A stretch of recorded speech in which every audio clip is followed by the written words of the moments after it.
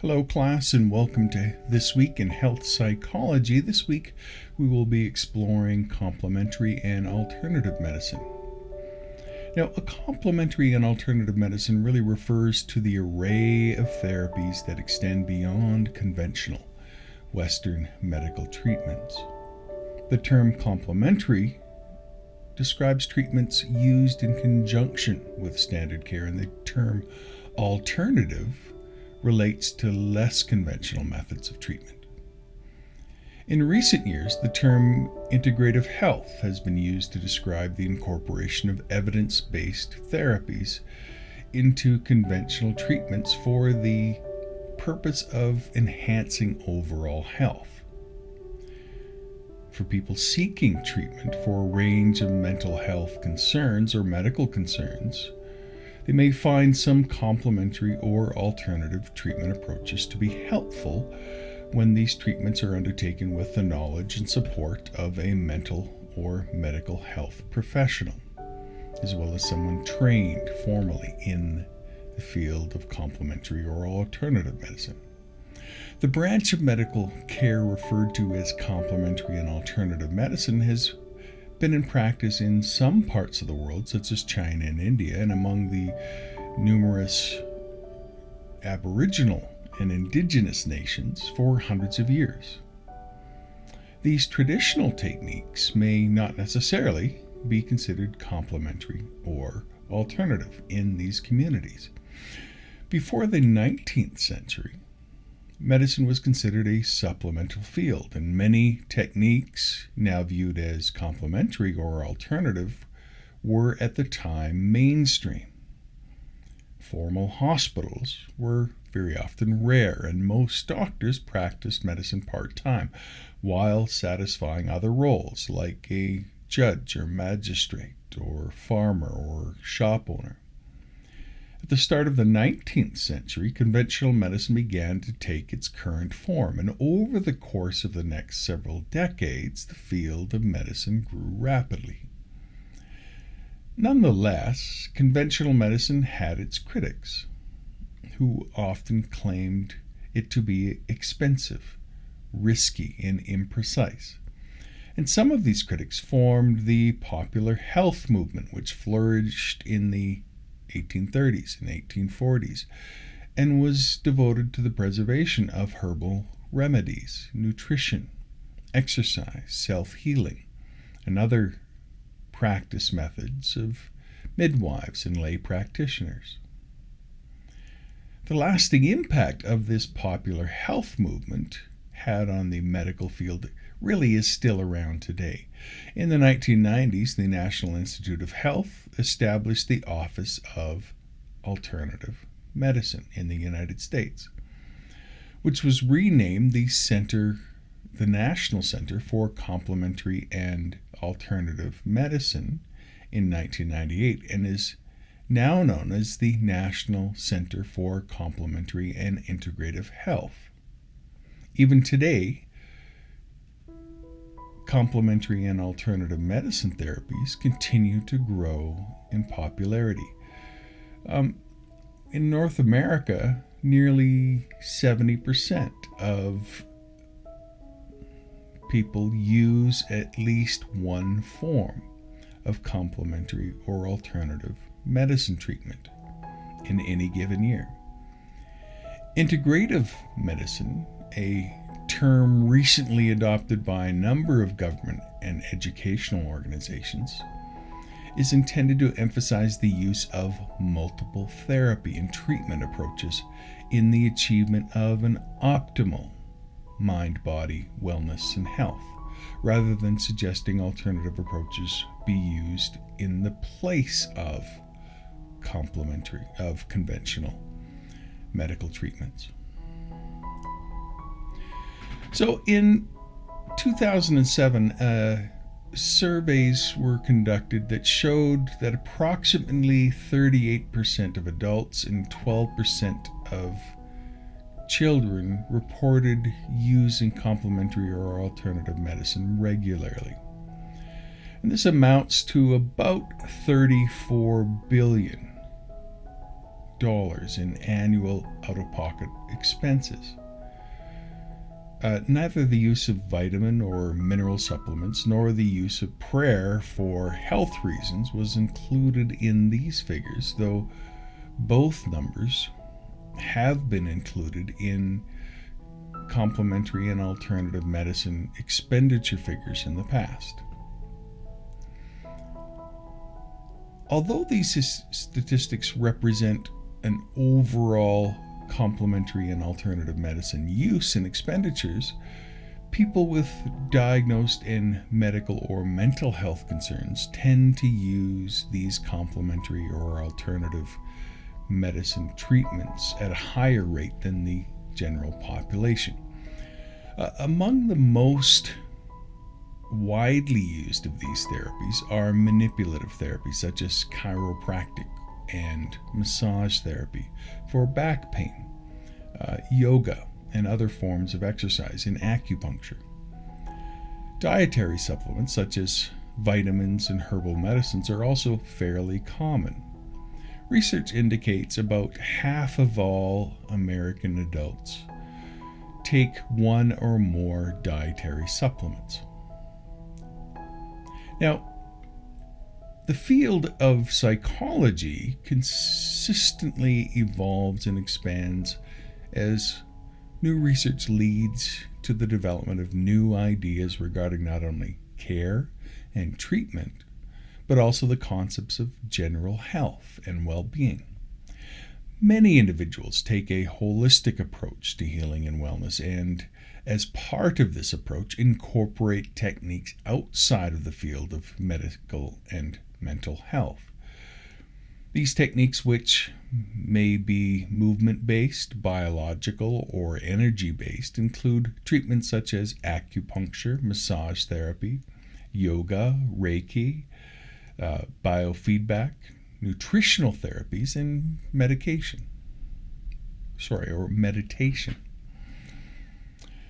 Some have been proven to have a positive effect on mental and or physical health, while others are not so clearly supported by scientific evidence. Because many of these treatments are not evidence-based, some people may fear criticism from healthcare professionals and may be reluctant to tell physicians or therapists about any complementary or alternative treatments they are utilizing. However, not all complementary and alternative medicine therapies are a good fit for every individual. Some have little evidence of benefit and may have potential harm. And so it's recommended that therapists encourage those in treatment to talk about their complementary or alternative medicine use without offering critique or judgment in order to obtain a clearer picture of treatment progress. Doing so can both help strengthen the therapeutic relationship by allowing the person in treatment to feel a greater sense of trust and provide an opening for a conversation about the potential risks and benefits of any complementary or alternative approach. When all members of an individual's healthcare team know about all approaches being used, they may be able to help those in treatment avoid potentially harmful drug or therapy interactions, for example. Therapists do not typically prescribe oral intake therapy such as herbal or vitamin supplementation, but some of those in treatment may choose to use these in order to help address issues such as mood or other concerns. So discussing the use of these supplements is considered by medical professionals to be an important part of the process, as disclosing the use of prescribed medications and other mind-body altering substances can have a significant impact upon the understanding of the treatment progress. A thoughtful, collaborative discussion of complementary and alternative medicine therapies can potentially enrich the therapy experience for the client as well. So for those who see these approaches as additional tools for emotional and physical healing, being able to talk about them can be helpful. Therapists can introduce those in treatment to complementary approaches such as meditation or relaxation. Medical doctors can suggest chiropractic care or massage therapy. A person who has had success in a particular complementary or alternative approach can share this information with the therapist providing treatment, and this can increase interest and knowledge in the field. Now, the label integrative health psychology can help to clarify the emphasis on enhancing overall mental and physical health via psychotherapy and complementary and alternative therapies. The term integrative, as it relates to psychotherapy, can be characterized as, for example, drawing upon more than one psychotherapy model when working with people in therapy, collaborating with all members of the healthcare team when appropriate, including medical professionals, complementary and alternative medicine practitioners, and any other healthcare providers, including complementary and alternative approaches into the psychotherapy process when indicated. Now, integrative health psychology is not necessarily a new way of looking at mental health care. Mind-body approaches such as guided imagery, hypnotherapy, meditation, and relaxation training have long been used by many to help manage their mood, to improve feelings of physical energy, and foster a general sense of well-being. Techniques such as these can easily be incorporated into talk therapy. For example, a growing number of therapists already see good results with this. So, for example, with mindfulness training, that was introduced as a practice outside of the realm of psychotherapy and has been shown to be effective in the treatment of several mental health issues. So these approaches may be viewed either as standalone therapies or treatment techniques that can be integrated into traditional psychotherapy.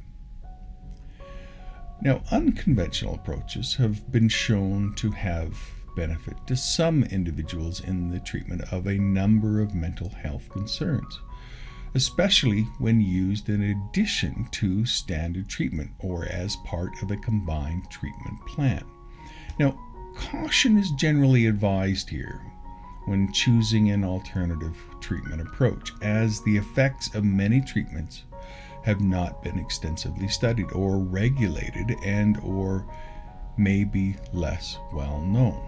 However, some treatments are widely utilized and are known to be helpful as part of treatment.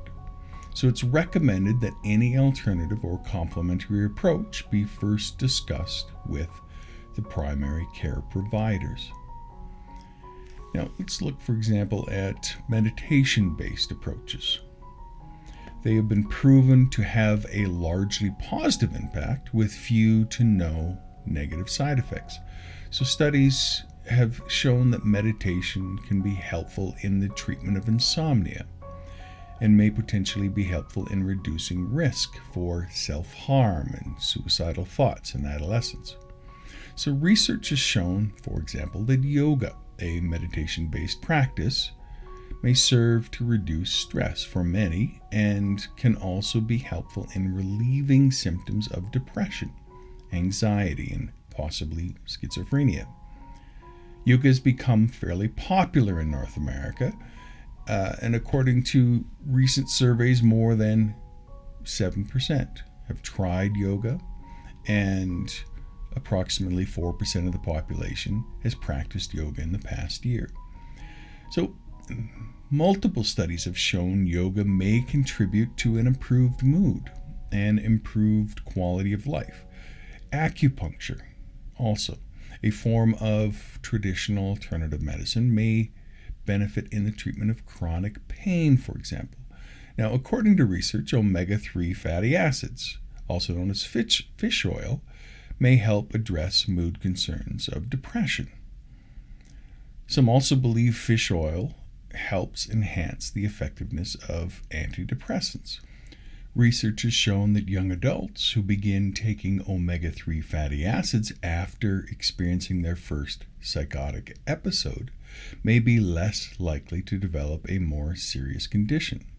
Folate, otherwise known as folic acid, and vitamin B9 may also be used to supplement traditional mental health treatment for people with depression and schizophrenia.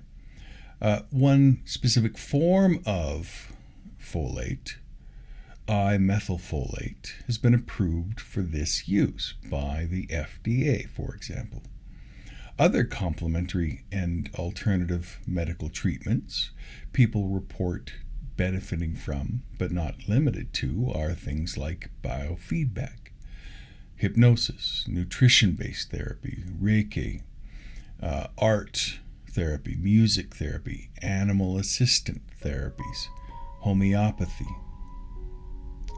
Now, although a significant amount of research supports the safe and effective use of a number of complementary and alternative medical therapies, people choosing to use a complementary or alternative approach may wish to seek the advice of their primary care provider and or their therapist, and seek out a certified trained professional who has received their training from a reputable institution. Supportive evidence is lacking in the case of many complementary and alternative medical approaches, and so additional research challenges still exist. So, for example, there may be safety concerns. The application of complementary and alternative medical therapies in lieu of proven treatment in the case of, for example, life-threatening illness can put the person at risk. The use of herbal supplements not backed by research or approved by a government health agency can be dangerous. People may experience harmful drug interactions or ingest toxic or contaminated ingredients. And manipulation of the body can increase the risk of harm when the proper skill, knowledge, or training is not guaranteed. While more research supporting the integrative and alternative and complementary approaches may provide support for these treatments, controlled studies are often difficult to facilitate due to the unique types of treatment that complementary and alternative medicine approaches encompass. It can be challenging to apply conventional expectations of research to therapies that are unconventional. Further, due to the nature of these alternative approaches, the placebo effect that often negates efficacy in traditional research studies may be viewed as a self-healing procedure and thus provide evidence for an alternative therapy to be effective. Now, I want to end on a note of caution for those that are practicing as a psychologist. While it may be tempting to integrate certain types of therapy into a formal clinical practice as a psychologist, one must always be mindful of the limited scope of psychological practice. As a professional, regulated profession, psychologists have the responsibility to limit the scope of their practice to evidence-based treatments within their own field. A psychologist, for example, does not perform surgery.